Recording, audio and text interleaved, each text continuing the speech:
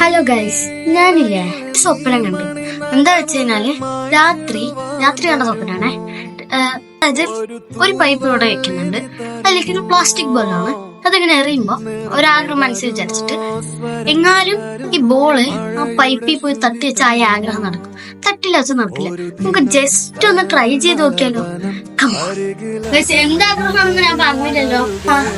ഈ വീണ് വെച്ച് കഴിഞ്ഞാല് എനിക്കും നിങ്ങൾക്കും നല്ല രീതിയിൽ ഭാഗ്യമുണ്ട്. അത് ഒരാഴ്ചക്ക് കേട്ടോ.